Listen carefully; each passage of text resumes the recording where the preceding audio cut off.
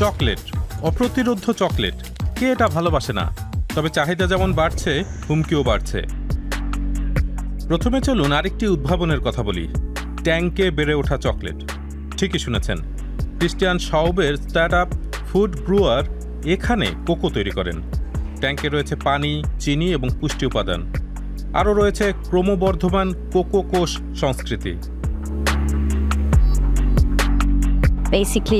আসলে আপনি কোষের টুকরোগুলো বিচ্ছিন্ন করে সেগুলোকে সেরা পুষ্টিকর পরিবেশে বৃদ্ধি করতে পারেন। সেগুলো শুধু মনে করে যে সেগুলো উদ্ভিদ কোষ, এবং আপনি যখন সেগুলোকে উপযুক্ত পরিবেশ দেবেন তখন বৃদ্ধি পেতে থাকবে। ফুড ব্রুয়ারে আমরা এই বিষয়ে বিশেষজ্ঞ হয়েছি। আমরা কোষগুলোকে সেরা পরিবেশ দেই এবং সেগুলো বাড়তে থাকে।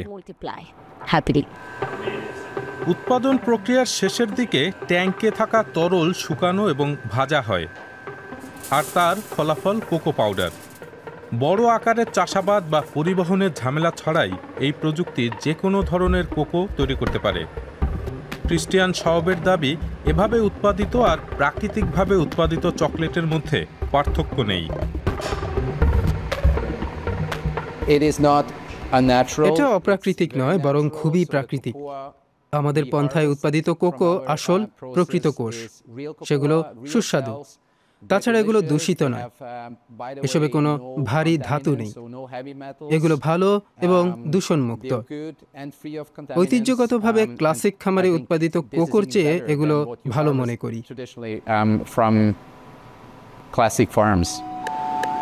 কিন্তু ভোক্তারা কি বলে জানতে চাই আমরা। সুইজারল্যান্ডের রাস্তায়, যেখানে একজন মানুষ বছরে গড়ে 9 কেজি চকলেট গ্রহণ করেন, তারা কি ল্যাবে তৈরি চকলেট কিনবেন? ভালো দামের চকলেটের স্বাদ ভালো হতে হবে। আসলে আমি কিনবো না, আমার প্রাকৃতিকটা পছন্দ। আমি মনে করি এটা টেকসই, ফলে চমৎকার। আমার ধারণা এটা কিভাবে তৈরি তা বিবেচনায়, তবে সামগ্রিকভাবে স্বাদ বোঝা জরুরি। 19বিংশ শতাব্দীতে মিল্ক চকলেটের উদ্ভাবনের পর চকলেটের কেন্দ্রে পরিণত হয় সুইজারল্যান্ড। সেখানে বিভিন্ন উৎপাদন কেন্দ্র গড়ে ওঠে। বিশ্বসেরা ব্র্যান্ডগুলো এখনও সুইজারল্যান্ড ভিত্তিক। এখানে উৎপাদিত চকলেট গোটা বিশ্বে রপ্তানি হয়। অবশ্যই সুইজারল্যান্ডে কোকো বীজ উৎপাদন হয় না, মূলত ওয়েস্ট আফ্রিকা থেকে আমদানি করা হয়। বিশ্বের 70% কোকো সেখানে উৎপন্ন হয়। রেইন ফরেস্টের অনেক অংশ পরিষ্কার করে ফেলা হয়েছে। বৈশ্বিক উষ্ণতার কারণে আবাদযোগ্য জমি কমে যাওয়ায় এবং মজুরি কম হওয়ায় অনেক কোকো চাষি এই ব্যবসা ছেড়ে দিচ্ছেন।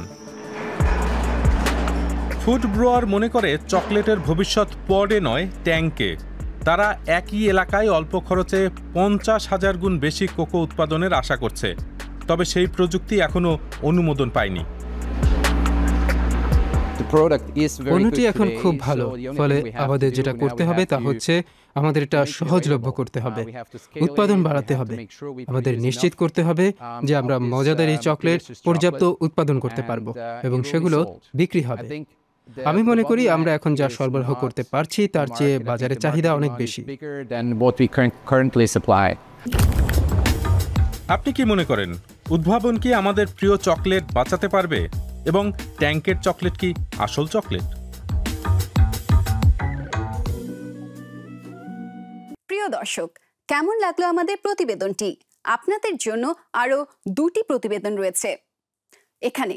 ভালো লাগলে বন্ধুদের সঙ্গে শেয়ার করতে আর আমাদের সাবস্ক্রাইব করতে ভুলবেন না কিন্তু।